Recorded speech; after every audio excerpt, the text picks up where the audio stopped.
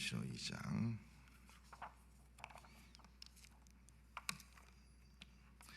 지난번에는 일곱 교회의 마지막 이기는 자에 대한 복에 대해서 말씀을 해드렸습니다. 오늘은 일곱 교회 중에서 일곱 교회는 다 하지 못하고 세 개 교회만 말씀을 나누려고 합니다. 먼저 1페이지 1쪽 일곱 교회 환상이 되겠습니다. 한번 넘겨주시기 바랍니다. 지난번에 한번 보여드린 그림인데요. 저기 밑에 에베소에서 우측으로 라오디게아 교회가 있는데 이 교회가 약간 거리가 한 340km 정도가 된다고 합니다.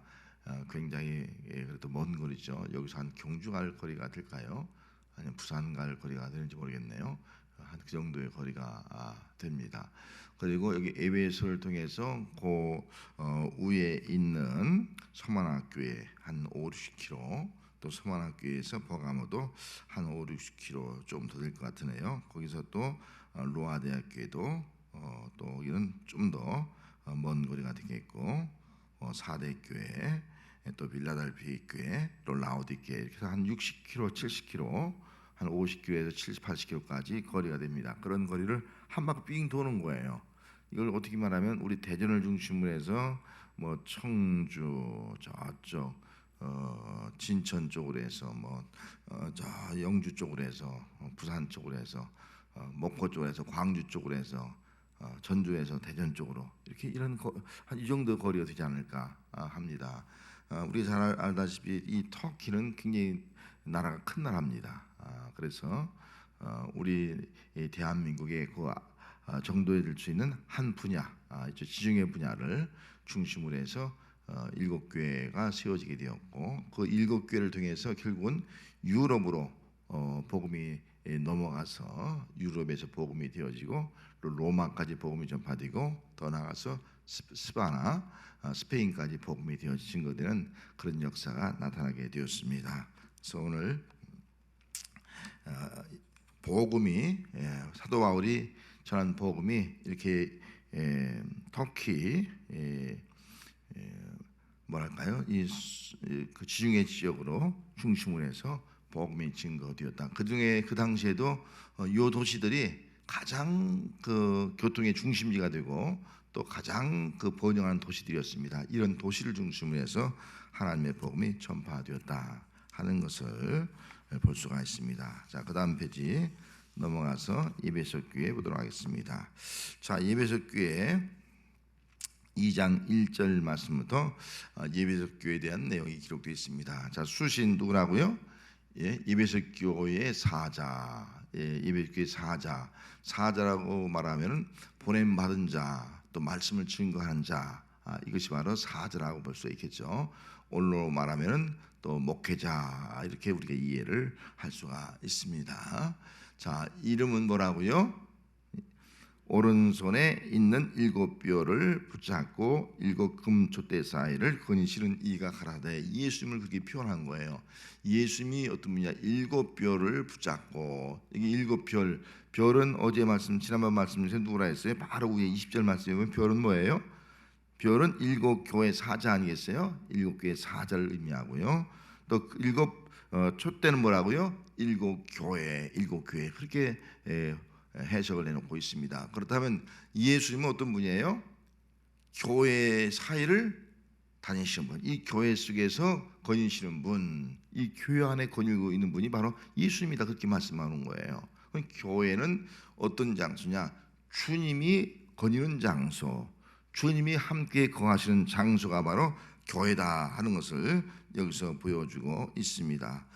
그래서 이 교회는 구성이 주님의 몸된 교회는 성도들로 모여서 주님의 교회를 이루시는 것이 아니겠습니까? 그렇게 볼 때 주님은 이 교회 속에 두루 살피시면서 성도들의 한 사람 한 사람의 형편과 저지를 다 살펴주시는 그분이 바로 우리의 주님이시다 하는 것을 여기서 보여주고 있습니다. 여러분, 교회 나올 때마다 이 교회는 우리 주님이 거니면서 다 우리를 살펴보고 계신다 하는 것을 기억하면서 우리의 모든 것들 돌봐주시고 살펴주시는 그 주님의 은총을 기억하면서 이 성전에 와서 또 예배하고 봉사할 수 있는 그런 귀한 은혜가 함께 하시기를 바랍니다.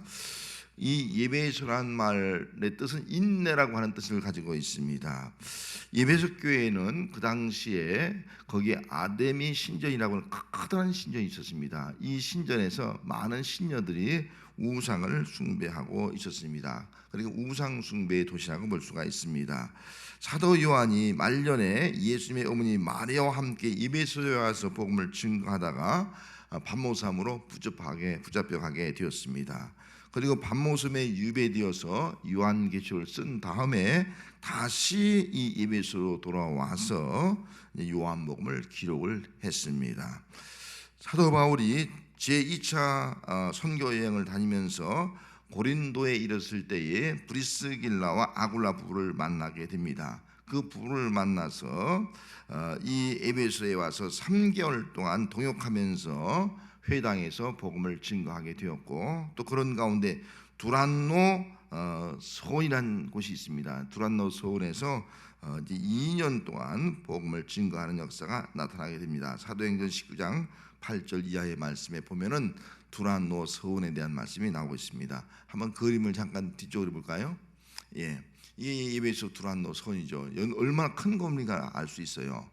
이렇게 큰 건물, 그 당시에는 이 두란노 서원이 어떤 학업의 중심이라고 볼 수가 있죠. 이곳에 가서 많은 직인들에게 하나님의 말씀을 가르치는 그런 모습을 볼 수가 있습니다. 그래서 이 두란노 서원에서 2년 동안 말씀을 가르치면서 이 우상 숭배에 빠져있던 사람들에게 하나님의 말씀을 잘 가르쳤습니다. 그래서 어찌 보면은 예배소 사람은 정말 성도들은 신앙적으로 훈련을 잘 받은 그런 믿음의 사람이라고도 볼 수가 있습니다. 자, 이렇게 하나님의 말씀을 가지고 신앙 훈련을 잘 받으니까 그들의 행위가 나타나 있습니다. 이제 다시 앞으로 가서 보면은 그들이 칭찬받는 내용이 있어요. 그 칭찬받는 내용이 바로 2절 말씀이에요.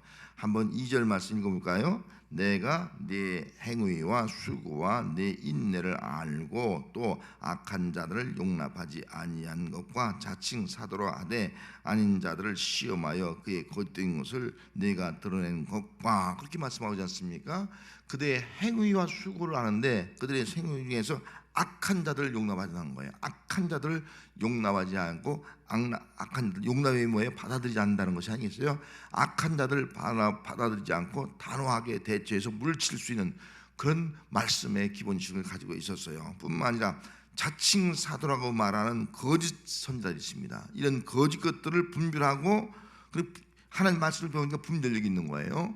분별하고 이 거짓 것들을 물리칠 수 있는 그런 것들을 드러내서, 이건 거짓이다 드러내서 더 이상 교회에 발붙이지 못하게 하는 그런 일들을 하고 있는 것을 알 수가 있습니다. 또 한 가지는 뒤로 쭉 내려가서 여기 니골라당이라는 말이 6절 말씀에 기록되어 있죠. 오직 내게 이것이 있으니 내가 니골라당의 행위를 미용하였다라고 말씀하지 않습니까? 니골라당, 이 니골라당은 그 당시에 율법 폐교론자예요. 구약의 율법이 필요 없다 그렇게 말하면서 오직 그들은 정말 선한 것은 영혼밖에 없다 그러면서 육체를 중요시 여기지 않는 거예요. 육체를 함부로 하는 거예요. 육체를, 그러니까 육체를 함부로 하니까 결국은 그 사람들이 어떻게 되는 거예요? 이 육신을 어떤 음란과 방탕에 빠뜨리는 거예요. 뭐 영혼만 구원받으면 됐지 뭐 육신이야 무슨 상관이 있어. 이렇게 생각하는 그런 사람들이 바로 이 니골라당들의 모습이었습니다. 그래서 신앙생활하고 영혼은 구원받았다 하면서 육신은 학대하고 육신은 더러운 곳에 오염시키고 또 육신은 자기 욕망대로 살아가고 있는 그런 신앙생활을 하고 있는 그런 사람들이 있었습니다. 여러분, 우리는 영과 육이 중요합니다. 영혼이 구원받은 것처럼 육도 구원받는 거예요. 영혼만 구원받고 육은 필요 없다. 육은 마음대로 더러워져도 괜찮고 뭐 육은 내 스스로가 학대도 괜찮고, 이게 아닙니다. 영과 육 이것이 다 하나가 되어서 온전히 구원받는다. 그래서 구약에 히브리 사고는 영과 육을 분리하지 않습니다. 영육이 하나라는 거예요. 이런 관점을 가지고 있기 때문에 구약의 율법을 폐기하고 영과 육을 분리해서 영만 구원받고 육은 관계없다. 그래서 육을 자기 몸을 함부로 사용하고 더러운 곳에 사용하고 있는 그런 일들이 생겼습니다. 이런 것들을 분별하고 아니다 배척을 하게 되었습니다.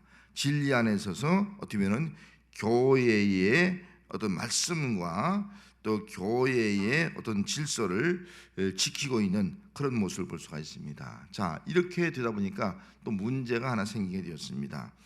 자, 그다음에 책망한 것이 있어요. 책망. 자, 책망은 뭐라고요?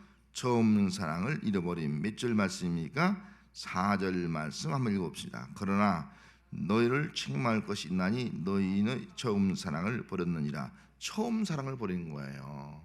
여러분, 처음 사랑이 어떤 사랑이었어요? 맨 처음에 그들이 예배소 교회가 모였을 때 사랑 아니겠어요? 정말 예수님이 말씀하신 대로 마음을 다하고 뜻을 다하고 힘을 내서 하나님을 사랑하는 그런 사랑이 있었고요. 또 한 가지는 정말 이웃을 내 몸처럼 사랑하는 그런 사랑이 있어요. 정말 이웃을 내 몸처럼 사랑하면서 이웃을 돌아보는 그런 아름다운 믿음의 공동체를 이루게 되었습니다. 그런데 문제는 너무나 그들이 진리만 주장하는 진리. 이건 진리에 어긋나 다 평가하는 거예요. 이건 진리에 틀려. 이건 율법에서 벗어났어. 이것만 따지고 있네요. 교회 안에서 물론 이런 거짓이라든지 비진리를 우리가 구분해서 내어 쫓아야 됩니다. 발붙지 못하게 해야 되는 건 당연해요. 그런데 너무 지나치게 하다 보니까 다 의심의 눈을 보는 거예요. 저 사람 이상하다. 저 사람 이상하다. 다 의심의 눈을 보는 거예요. 그래서 신앙을 비판하고 평가하려고 하는 거예요. 그러다 보니까 뭐가 없어지는 거예요? 이웃 사랑이 없어지는 거예요. 정말 이웃 사랑이 뭐예요? 이웃의 성도의 허물과 연약함을 덮어주는 것이 사랑인데 덮어주는 것이 없는 거예요. 다 들춰내는 거예요. 그 사랑이 없어지는 거예요. 여러분, 사랑이 없는 교회가 될 수 없잖아요. 진리와 사랑이 공존해야지. 진리만 내세우다 보니까 사랑이 없는 거예요. 그래서 오늘날도 교회 안은요, 어떤 사람은 무조건 법대로 해야 된다고 옳은 것만 따지고 그런 사람이 있어요. 그러면 그 사람이 뭐가 없어진 거예요? 사랑이 없어지는 거예요. 사랑. 때로는 정말 진리를 이야기하지만 또 잘못된 것을 이야기하지만 때로는 사랑이 있어서 그것을 가려주고 덮어주고 용납하고 또 정말 사랑으로 그 모든 것들을 넉넉히 이겨나갈 수 있는 그런 신앙을 가져야 되는데 그렇지 못하는 것이 바로 이 에베소 교회의 문제였습니다. 로마서 8장 3절 말씀에 그러나 이 모든 일에 우리를 사랑하시는 이로 말미암아 우리가 넉넉히 이기니라. 사랑으로 이겨야 돼. 사랑으로. 우리 이기는 방법은 두 가지예요. 진리의 말씀 가지고 이길 수 있고 사랑으로 이기게 되는 거예요. 그런데 사랑은 빼버리고 진리의 말씀만 가지고 이기려고 하다 보니까 교회가 다툼과 분쟁이 생겨지고 교회가 서로 의심과 불신과 비판의 눈을 가지고 바라보는 그런 교회가 되고 말더라. 그걸 책망하고 있는 겁니다. 너희는 참 잘했다. 진리를 고수하는 건 참 잘했다. 하지만 사랑을 버린 것은, 사랑을 잃어버린 것은 이건 잘못되었다. 지금 책망을 하고 있는 것을 알 수가 있습니다. 여러분, 오늘날도 교회의 순수성을 지키려 가다가 교회의 본질인 사랑을 잃어버릴 때가 많이 있습니다. 교회의 본질 두 가지라고 봐야 돼요. 진리와 사랑입니다. 두 가지. 이걸 꼭 우리 명심하면서 진리와 사랑 함께 공존하고 이 두 가지를 함께 실천해 나갈 수 있는 신앙, 이것이 바로 또 오늘 이 시대에 우리 교회가 가질 여러분들의 믿음이 되어야 합니다. 그러면서 회개하라는 거죠. 처음 어디서 떨어졌는가를 한번 되돌아보면서 회개하라. 그리고 처음 행운을 가져라. 처음 행운을 가져라. 그렇지 아니하면 내가 너에게서 내 촛대를 그래서 옮길 것이다. 촛대를 옮기면 어떻게 되죠? 교회가 될 수 없는 것이 아니겠어요? 회개하라는 거예요. 회개. 우리가 죄를 짓는 것도 회개해야 됩니다. 그러나 더 중요한 것은 회개하지 않는 것이 더 큰 죄라는 것을 우리가 알아야 돼요. 더 큰 죄가 뭐냐? 내가 무슨 잘못했어? 내가 무슨 죄가 있어? 내가 당신한테 그렇게 잘못을 들춰내고 얘기하는 거, 그게 무슨 내가 잘못이야? 정당한 거지? 이렇게 말하면서 자기의 죄를 몰라. 회개를 할 줄 몰라. 그래서 회개하라는 거예요. 여러분, 회개가 없는 교회는요, 주님이 버린다는 거, 떠난다는 거예요. 그래서 교회 속에는 반드시 회개가 있어야 되는 거예요. 만약 진리를 고졌으면, 사랑이 없으면 사랑이 없는 것을 회개하지 않습니다. 이제는 사랑하겠습니다. 사랑으로 이기겠습니다. 사랑으로 정말 서로 이해하고 주님의 몸된 교회를 이루어 나가겠습니다. 사랑으로 이런 모든 미움과 대적을 이겨 나가겠습니다. 이런 기도가 있어야 되는 것이 아니겠어요? 그래서 교회는 우리가 이 교회의 순수성을 지키기 위해서는 진리의 말씀을 가지고 교회를 참 지켜나가고, 또 사랑으로 정말 주님의 몸된 교회를 이루어 나갈 수 있는 그런 믿음의 역사가 함께하는 우리 진주문 또 재단이 되어야 할 줄로 믿습니다. 그리고 우리 교회는 항상 회개가 있는 교회가 되야 됩니다. 회개가 없는 교회는요, 문제 있는 교회입니다. 회개가 없는 교회는 주님이 떠나갑니다. 반드시 회개가 있는 교회가 된다는 거예요. 우리가 죄 없다 말할 사람 누가 있겠어요? 아무도 없습니다. 이걸 꼭 기억하면서 회개할 수는 우리가 된다고 하면은 다시 우리가 진리와 사랑 안에서 아름다운 주님의 몸된 교회로 세워지는 역사가 임하게 되는 줄로 믿습니다. 그리고 마지막 여기 이제 7번째가 뭐예요? 주의 말씀을 들을지어다. 그런 들었어요. 약속이 뭐예요? 하나님의 나라에 있는 생명나무를 먹게 하리라 하는 말씀이 기록되어 있죠. 7절 말씀에 기록되어 있어요. 이기는 자에게는 하나님 낙원에 있는 생명나무의 열매를 주어 먹게 할 것이다. 여러분, 하나님 나라 낙원에 있는 생명나무 열매를 뭘 의미하는 거예요? 영생을 의미하는 것이 아니겠습니까? 그 영생을 얻게 될 것이다 라는 말씀을 주고 있는 겁니다. 어떻게 하면 영생을 얻을 수 있겠습니까? 다른 방법으로는 영생을 얻을 수 없지 않습니까? 예수 믿는 믿음을 가질 때 영생을 얻게 되는 것입니다. 우리 배동환 집사님 부친 이제 어제 지난 밤에 이제 돌아가셨지 않습니까? 돌아가셨는데 그동안 교회는 못 나왔어요, 한 번도. 하지만 오래전에 제가 가서 예수도 영접시키고 또 가족들이 늘 영접시키고 옆에서 복음을 증거하고 이렇게 해왔습니다. 그리고 나서 어제 1시 반경에 연락이 왔어요. 임종이 가깝습니다. 그래서 임종 예배를 드려달라고 해서 제가 가서 예배를 드리고 또 여기서 세례를 병상 세례를 베풀어 줬습니다. 그리고 나서 그분에게 이건 뭘 확신인 거예요? 구원의 확신, 영생의 확신을 준 겁니다. 당신은 죽지만 죽음이 끝이 아니라 영생을, 낙원에 가서 천국에 가서 영생을 누리게 됩니다. 이런 확신을 주었습니다. 그래서 그분도 예수 믿기 때문에 교회는 나오지 못했지만 예수 믿는 믿음 때문에 영원한 생명을 얻게 된 줄로 믿습니다. 그래서 이 땅에서 아무리 잘 살아도요, 영생을 얻지 못하면 그 불쌍한 인생이 되고 마는 거예요. 영생 얻지 못하면 영원한 멸망이 아니겠습니까? 지옥이 아니겠습니까? 예수 믿는 것, 이거보다 더 귀한 것이 없다는 것을 생각하면서 우리 모두 다 영생을 얻은 자로 살아가야 됩니다. 자, 그 다음에 이어서 서만학교에 2장 8절 말씀을 또 보겠습니다.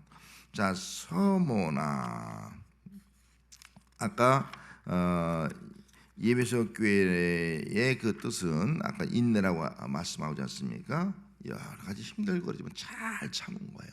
잘 참고 있는 거예요. 오늘 이 서본하는 뜻은 몰약이라는 뜻을 가지고 있습니다. 몰약은 우리 잘 아는 대로 동방박사 세 사람이 뭐예요? 황금, 유황, 몰약을 드렸습니다. 몰약, 정말 그 썩지 않게 하는 것이 바로 몰약이 아니겠어요? 시신이 썩게 하지 않은 그런 것이 바로 몰약이다, 그렇게 볼 수가 있습니다. 현대 지금 그 터키에서는 이 이즈밀이라고 하는 그런 도시가 지금 형성되어 있습니다. 그러니까 과거 도시가 지금 현재 그대로 본성에 있는 도시는 바로 이 서머나라, 그렇게 볼 수가 있습니다. 이 서머나는 주전 2, 3세기에 크게 번성하던 상업도시였고, 또 알렉산더 대왕이 거기 거주했기 때문에 알렉산더 대왕의 산성도 있는 그런 도시가 되겠습니다. 자, 여기 그러면 서문학교에는 어떤 분이라고요? 주님을 고백할 때 처음이며 마지막이요, 죽었다가 살아나신 이가 이르시되, 그렇게 써요. 예수님이 어떤 분이라고요? 처음과 나중이고 또 죽었다가 살아신 분. 이 죽었다 살아신 분에 강조하는 거예요. 부활 신앙을 가지고 죽었다가 다시 살아신 분. 몰약과 같은 의미가 있지 않습니까? 가장 귀한 선물 몰약을 드렸는데 정말 예수님은 막달라 마리아 하는 마리아가 예수님에게 향유를 부으러 갔다고 하는 것도 몰약을 부으러 갔다는 것을 볼 수가 있지 않습니까? 그렇게 볼 때에 정말 이 몰약 그 의미를 가지고 의미를 생각할 때도 예수는 죽었지만 죽음으로 끝난 것이 아니라 다시 부활하신 분이다 하는 것을 여기서 말씀을 해주고 있습니다. 오늘 우리가 믿는 예수님은 부활하신 주님인 줄 믿습니다. 죽어서 영원히 무덤에 있는 분이 아니라 다시 부활하신 분, 죽었다가 다시 살아난 분, 이런 믿음을 이 서머나 교인들이 가지고 있습니다. 여러분, 이런 믿음을 가지고 있으니까 어떤 신앙생활을 할 수가 있어요? 이런 믿음 가지고 있으니까 이제 3번 칭찬이 뭐예요? 칭찬, 환난과 궁핍 가운데 있었지만은 실상은 부요함, 그렇게 말씀하고 있지 않습니까? 자, 이 9절 말씀을 가서 한번 보면요, 뭐라고 말씀하고 있습니까?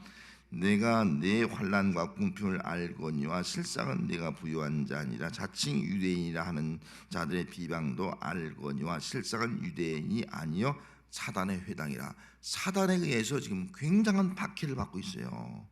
박해를 받고 있는 거예요.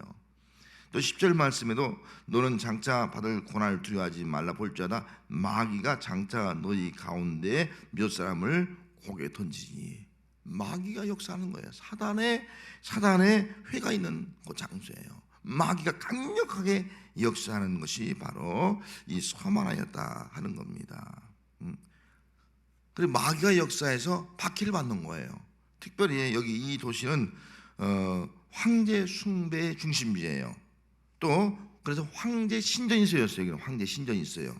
황제 신전을 세워놓고 황제를 숭배하라는 거예요. 근데 기독교인들이 어떻게 하는 거예요? 황제 숭배할 수 있습니까? 숭배할 수 없지 않습니까? 우리는 황제 숭배할 수 없다. 거부하는 거예요. 왜 거부합니까? 부활신앙이 있으니까. 주님은 죽었다 다시 살아신 분이 부활신앙이 있으니까 거부하는 거예요. 나는 황제가 신이 아니라 부활하신 주님을 믿는다. 하나님을 믿는다. 거절하게 되는 겁니다. 거절하게 될 때에 여기 보면은 10일 동안 환난을 받으니 죽도록 충성하라. 그렇게 말씀하고 있지 않습니까? 정말 그런 죽도록 충성하면서 믿음을 지키는 사람들이 있었어요. 환난을 받을 때. 한번 뒤에 한번 그림을 보겠습니다. 뒤에 이것이 폴리갑이라고 하는 순교자죠. 초대교회 또 감독이기도 하고요. 이 교회에 저도 한번 그전에 오래전에 간 적이 있습니다. 방문한 적이 있는데 폴리갑 갑교회 순교자죠. 내부를 한번 보도록 하겠습니다. 한 장 더 넣어서 내부는 이렇게 화려합니다. 굉장히 화려하게 내부를 꾸며 놓은 것을 알 수가 있습니다. 이 150년경에 서만에는 기독교 박해가 시작되었습니다. 지방 총독인 스타티우스가 이 빌라델비아 등대에서 잡아온 11명의 기독교인들을 원형 극장에 집어넣고 야수의 짐승의 먹이로 잡혀먹게 하는 겁니다. 기독교인들을 11명 잡아다가 봐라, 원형경에 집어넣고선 짐승의 밥이 이렇게 만드는 거예요. 그걸 보면서 군중들은 환호하죠. 환호합니다. 그리고 배교를 강요하는 거예요. 배교하라. 그러면 사지만 배교하지 않으면 넌 죽는다. 짐승이 밥이 된다. 그래도 배교하지 않고 목숨을 잃는 거 순교하는 거예요. 왜요? 부활 신앙이 있으니까 순교할 수 있는 거예요.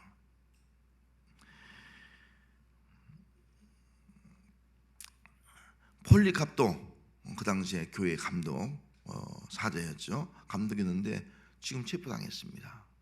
체포당했는데 그 당시에 이 스타디우스라는 그 총독이 어릴 때 친구였습니다. 친구였으니까 자기 친구를 살리기 위해서 너 예수 부정하라. 그럼 산다. 예수 부정하자면 나도 친구니 어쩔 수 없어. 너 짐승의 밥이 된다. 죽는다. 방법이 없다. 예수 부정하고 황제를 숭배하라. 강요를 하게 됩니다. 그때에 이 폴리갑이 이렇게 말합니다. 86년간 나는 그분을 섬겨왔고 그분은 나를 한 번도 모른다고 한 적이 없는데 내가 어떻게 나의 주님을 모른다고 할 수 있겠느냐. 나는 그렇게 알 수가 없다. 딱 거절을 하게 됩니다. 군중들은 사자밥이 되도록 외칩니다. 사자밥이 되게 하라고 외쳤습니다. 하지만 총독은 이미 경기가 끝났다 선언했어요. 경기가 끝났어요. 왜냐하면 친구니까 좀 살려보려고 경기가 끝났다 그렇게 말했습니다. 그러자 화가 난 군중들이 물러가지 않고 또 장작대에 올리고 막 그들이 장작대를 갖다 놓고선 죽여야 된다, 화형시켜야 된다, 막 고함을 치고 난리가 폭동이 일어나는 겁니다. 폭동이 나서 군중들이 이렇게 외치는 거예요. 이 사람은 우리 신의 파기자다, 기독교인의 아버지다. 우리 신의 파기자다, 황제 숭배의 파기자다, 기독교인의 아버지다. 그래서 죽여야 된다는 거예요. 그래서 화형을 시켜서 참 장작더미에서 온몸이 불타 죽으면서 순교를 했습니다.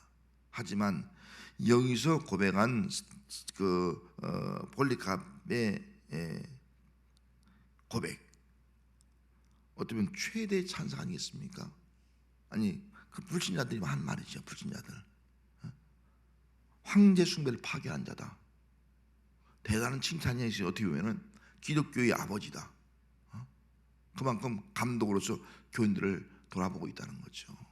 최고의 산사라고 볼 수 있어요. 순교당했지만 불신자 입에서, 이 폴리갑을 죽인 자 입에서 이런 놀라운 신앙을 인정하는 그런 고백이 나온 것을 알 수가 있습니다. 그걸 기념해서 이 폴리갑 기념교회를 세우게 되었습니다. 이렇게 어쩌면 마귀 역사예요. 사단의 회라. 마귀가 장차 너희 가운데 몇 사람을 던져놓을 것이다, 불 가운데. 그런 말 그대로 그런 일이 있었지만 그들은 부활신앙을 가지고 있었기 때문에 정말 죽음을 두려지 않고 순교하기까지 감당하면서 믿음을 지켰습니다. 여러분, 오늘 우리가 살아가는 이 시대에 정말 우리가 가질 신앙이 있다면 부활신앙이 아니겠습니까? 부활신앙이 있다면 그 어떤 것도 두려워할 것이 없지 않습니까? 부활신앙이 있다면 어떤 박해도, 어떤 그런 회유도 우리는 두려워하지 않고 당당하게 부활신앙 가지고 죽어도 살 것이다, 우리 지금도 죽어도 살았다, 우리도 죽어도 산다, 이런 믿음을 가지고 이겨나갈 수 있는 신앙, 이것이 바로 오늘 이 시대에 또 우리가 가져야 할 신앙이 되어야 합니다. 마지막 그 복이 있죠. 뭐라 그랬습니까? 그들은 성령이 이 교회에 하신 말씀 들을지어다 들었어요. 약속이 뭐예요? 둘째 사망의 해를 받지 않을 것이다. 첫째 사망의 해를 받았어요. 사자의 밥이 돼서 죽었어요. 불에 타서 죽었어요. 해를 받았어요. 얼마나 고통스럽겠습니까? 둘째 사망의 해를 받. 둘째 사망이 뭐예요? 지옥 형벌이에요. 지옥 형벌. 여러분, 불에 타 죽고 짐승의 밥이 돼서 온몸이 찢겨 죽는 그 고통도 감당할 수 없는 고통인데, 둘째 사망 지옥의 고통은요 말로도 할 수 없는 고통이에요. 이거 천배 만배 억만배 되는 것이 지옥의 고통이 아니겠습니까? 그 사망의 해는 받지 아니할 것이다 라고 말씀을 해 주었습니다. 여러분, 우리가 예수님 때문에 잠시 육체적 고통은 당할 수가 있습니다. 그래도 우리는 믿음을 지켜야 할 이유가 여기 있는 거예요. 배교하면 둘째 사망의 해, 지옥의 그 형벌, 이걸 받는 거예요. 무시무시한, 이게 영원히 받는 거예요. 이걸 받지 않는다는 거 생각할 때 얼마나 감사한지. 부활신앙 가지고 어떤 우역과 또 어떤 육신의 고통이 우리에게 온다 할지라도 정말 우리의 첫째 사망, 우리의 목숨은 죽일 수 있을지 모르지만은 우리의 영혼은 죽일 수 없다는 것을 우리가 알고 믿음으로 이런 순교적 신앙 가지고 또 부활신앙 가지고 이 시대에도 우리가 모든 것들을 이겨나갈 수 있는 그런 믿음이 또 우리의 믿음이 되어야 합니다. 자, 세 번째,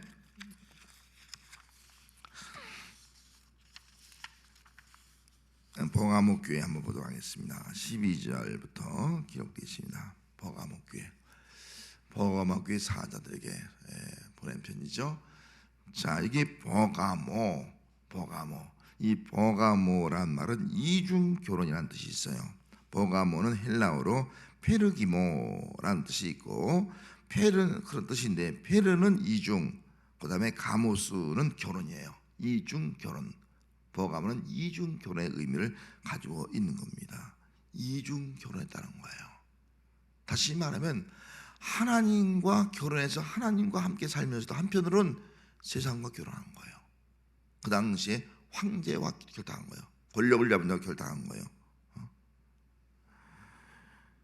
서머나 교회가 황제 숭배에 씨를 뿌리고 싹을 낸 도시가 되었다면, 버가모는 황제 숭배의 꽃이 된 도시예요. 황제 숭배 꽃이 핀 거예요. 그래 황제 숭배 때문에 죽어가는 성도들이 있지 않습니까? 그러니까 이 여기 있는 사람들은 황제와 권력과 야합하는 거예요. 그래 박해를 피하려고 야합하는 거예요. 이중 결혼이에요. 오늘 우리가 예수 믿는다고 하면서도 정말 하나님만 사랑해야 되는데, 주님만 사랑해야 되는데 그렇지 않고 세상을 사랑하는 거예요. 하나님만 바라봐야 되는데 세상의 권력자를 바라보는 거예요. 이중 결혼하는 거예요. 이런 모습이 오늘 우리의 신앙의 모습은 없는가 하는 겁니다. 하나님은 예수님 어떤 분이라고요? 예? 여기 좌우에 날선 검을 가지시니, 좌우 앞뒤에 날선 검을 가지신 분이라고 그렇게 기록을 해놓고 있습니다. 다시 말하면 심판하시는 분이라는 거예요. 심판, 좌우 앞뒤로 다 심판한 그런 분이라는 거예요. 선과 악, 그리고 세상 권세자들까지도, 황제 숭배하는 그런 권세자들이죠. 선과 악도 심판하고 세상 권력자도 심판한다. 권력자도 심판한다는 거예요. 우리나라에서 권력자 누가 심판할 수 있겠어요? 물론 박근혜 전 대통령은 감옥에 가 있지만 쉬운 문제가 아니지 않습니까? 그 당시에 황제를 누가 심판할 수 있겠어요? 황제를 심판할 사람이 없는 거예요. 하지만 하나님은 선과 악도 심판하지만 이런 자기가 신이라고 하는 그런 권력자도 황제도 하나님 심판하신다. 좌우에 낯선 겁니다 하는 것을 말씀해 주고 있습니다. 우리는 심판의 주님을 기억을 해야 됩니다. 악을 행하면, 하나님이 없다 부정하면서 자기가 신이 되어서 내 마음대로 살면 반드시 심판이 있다 하는 것을 오늘 명심을 해야 한다 하는 겁니다. 자, 칭찬 뭐예요? 칭찬 읽어볼까요? 사단의 권자가 있는 곳에서도 그리스도의 이름을 굳게 잡고, 그리고 충성된 증인 안디바가 죽임을 당할 때도 믿음을 버리지 않으면, 그렇게 말씀했습니다. 여기 보면은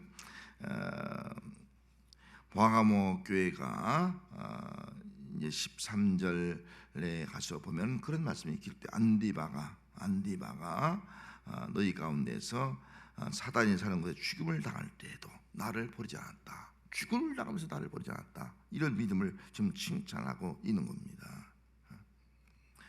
안디바는 도미티안 황제가 불로 달군 황소 그 불제단에 거기에 던져버립니다. 그렇게 박해를 받는 거예요. 그래도 그 역시도 예수의 이름을 붙잡는 거예요. 예수의 이름 꽉 붙잡고 나를 아시는 주님, 이거 뭐라고 말씀하고 있습니까? 여기 내가 내 이름을 굳게 잡고, 예수의 이름을 굳게 잡는 거예요. 죽음의 자리에서도 굳게 잡고 믿음을 버리지 않는 거예요. 이런 믿음, 이것이 바로 칭찬받는 믿음이었습니다. 오늘 우리가 이 시대에도 정말 꽉 끝까지 붙잡아야 할 것은 예수의 이름인 줄 믿습니다. 예수의 이름 붙잡아야지만이 우리가 승리할 수가 있다 하는 겁니다. 예수님은 승리케 하시는 예수님입니다. 하나 책망이 있습니다. 책망은 뭐예요? 책망은 여기 두 가지 있죠. 발람과 니고라당의 교훈을 지키는 자들이 있는 것을 책망을 했습니다. 발람의 교훈을 지킨 자도 있었고 또 니고라당의 교훈을 지킨 자가 있어요. 이 발람의 교훈은 민수기 20장에서 25장 나오는데 기복신앙이었는데요. 그 모압 왕 발락이 이스라엘 백성들이 지나가는 것을 보고 저주해 달라는 거예요. 저주. 돈을 주면서 물질, 이 돈 탐욕 때문에 저주하는 거예요. 돈의 욕심 때문에. 이런 돈의 욕심을 가지고 또 탐욕을 가지고 이런 기복신앙을 가지고 살아간 신앙이 있을 수가 있다. 이걸 책망한다는 겁니다. 또 니골라당의 교훈, 아까 말씀한 대로 뭐 하나님 말씀대로 꼭 살 필요가 있느냐, 구약 성경 뭐 필요 있느냐, 우리는 구약 필요 없다, 그렇게 말하는 거예요. 그러면서 그 육신을 자기 마음대로 자기 도안대로 뭐 향락의 방탕에 빠뜨려 살아가는 사람들, 이런 사람이 있는 겁니다. 이런 신앙에 대해서 하나님께서, 예수님께서 책망을 하고 있는 겁니다. 회개하라, 책망하고 있는 거예요. 여러분, 교회 안에 이런 탐심이 있으면, 교회 안에 이런 탐심이 있으면 교회가 무너질 가능성이 있다는 거예요. 기복신앙, 우리 조심해야 됩니다. 교회 안에서.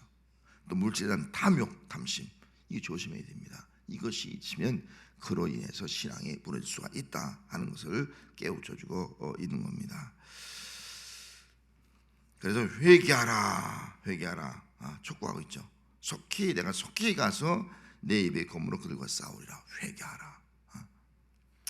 좌우의 날성감을 가진 분이 그들 다 심판하게 될 것이다. 회개하라, 그렇게 말씀을 하고 있습니다. 그 다음에 마지막으로 두 가지죠. 뭘 줬습니까? 약속, 감춰던 만나, 그리고 아무도 모르는 이름이 기록된 흰돌, 두 가지를 주었습니다. 그래서 17절 말씀에 가서 보면은 내가 감춰던 만나를 주고 또 흰돌을 줄 터인데, 그렇게 말씀을 하고 있습니다. 이 만나는 주님을 상징하는 거예요. 만나는 어떤 축제, 어떤 승리의 축제 가운데 잔치에 참여해서 그 음식을 먹는 것을, 그런 의미로 만나, 어떤 승리의 축제 가운데 참여해서 영적 양식을 먹는 것을 의미하고 있는 것이죠. 주집의 혼인잔치에 참여하는 것이라고 볼 수 있습니다. 신돌은 검투사들이 그 검투장에서 싸워서 승리한 자에게 흰돌을 줍니다. 승리한 자들이 그 혼인잔치에 참여할 수 있다는 거죠. 또 재판시에는 무죄라고 하는 의미가 있습니다. 너는 죄가 없다, 무죄다, 다 죄산 받았다 하는 거예요. 천국 혼인잔치에 참여한 자들은 승리한 자고요, 무죄, 너는 죄산 받았다, 이런 죄가 없다, 선을 받은 자가 어린 양의 혼인잔치에 참여할 수가 있는 것입니다. 또 축제에 실은 이 돌은 입장할 수 있는 초청장이라고 합니다. 그러니까 이 돌을 가진 자는 자연히 혼인잔치에 참여하게 되는 거죠. 이것이 없으면 참여할 수 없게 되는 거죠. 그리고 돌 위에 새 이름이 새겨져 있다. 그 이름은 알 수가 없지만 새하늘과 새 땅의 이름, 천국에 가면은 아마 제 이름이 유흥거리지만 유흥거리의 이름을 가지고 거기서 있는 것이 아니라 새로운 이름이 저에게 주어진다 하는 것을 말씀을 해주고 있습니다. 오늘 이 버가마 교회 가장 큰 문제는 이중견이었습니다. 오늘 우리들도 하나님을 사랑한다고 하면서도 세상을 사랑하지 않는가? 정말 하나님을 의지한다고 하면서 세상 권력자를 의지하고 있지 않는가? 이런 것들을 우리가 되돌아보면서 끝까지 우리는 예수님의 이름 붙잡고 살아가는 믿음의 사람이 되어야 할 줄로 믿습니다. 우리 찬송